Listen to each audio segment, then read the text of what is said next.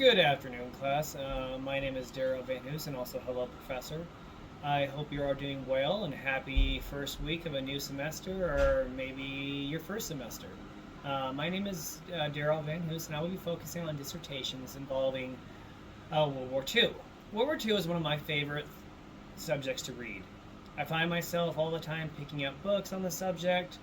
The first dissertation I chose was Beyond the Front Page, American Soldiers Encountering Nazi Atrocities and Liberation in World War II by Darren Johnson of Florida State University. And the second one I chose is A Study of the Prisoner Experience at the Pine Grove Iron Furnace POW Camp, a World War II interrogation camp by Emily Masters. The primary focus for Darren Johnson was the American Liberation Forces, who encountered Nazi atrocities, these are my kids, in the occupied areas of Europe, which included POW camps. Darren used sources such as individual letters, government documents, military records, and articles from Stars and Stripes and from the Yank, and other personal accounts of POWs, soldiers, and leaders. Darren's methodology was trying to get a holistic account of what the soldiers saw, smelled, and heard during their liberations. One of the issues with Johnson's resources is many of his memoirs were written decades after the events. However, based on my own personal experiences, there are certain things that one encounters in combat and high-stress events that you don't easily forget.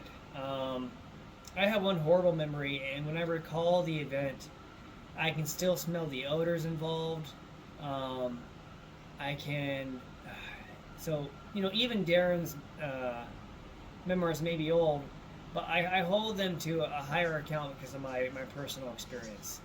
Darren's conclusion draws upon the lack of information being received by soldiers who encountered atrocities that they were not expecting because they were not informed of the full treatment of POWs. One lieutenant named William Mayberry stated, and I quote, "None of us had any suspicion of what we would find there." What Darren states at the end of his dissertation is that no amount of information could prepare soldiers for what they actually witnessed, which I would have to agree with analyzing it myself. The military prepares you for one thing, is to fight for your country. They do not prepare you for humanitarian crises or for coming back home and reacclimating yourself back to your original environment. In the second dissertation, Emily Masters focuses on POW camps on the opposite side of the war in the United States. The Pine Grove Furnace POW camp in Pennsylvania is the one she focuses on.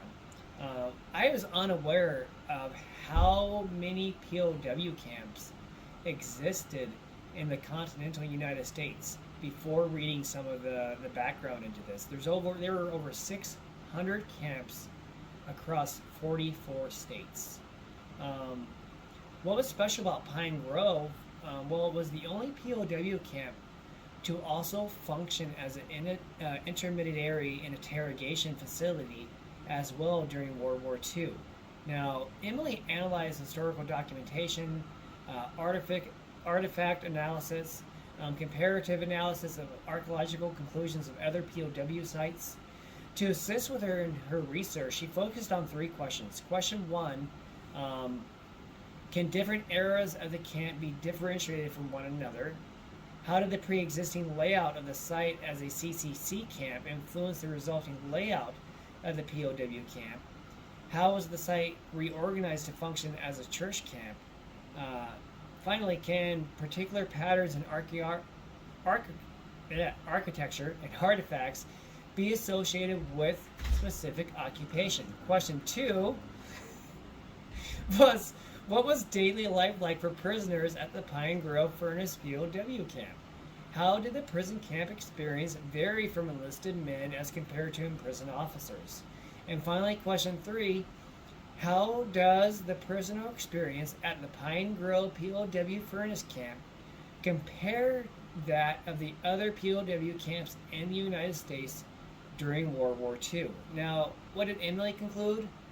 Unfortunately, her dissertation resulted in a lack of artificial evidence to properly indicate the conditions and daily lives at the POW camp. However, what she found was that several organizations are now interested in properly excavating the area and doing further studies, and the site is now a registered historical place with the National Registry. Something Emily did not look at was the list of POWs at the camp itself. Many POWs on both sides have written personal memoirs or have been involved in several interviews. Maybe it might have been able to shed some light into her dissertation topic. Maybe. That concludes my first discussion board. I hope you guys are all having a great first week. God bless.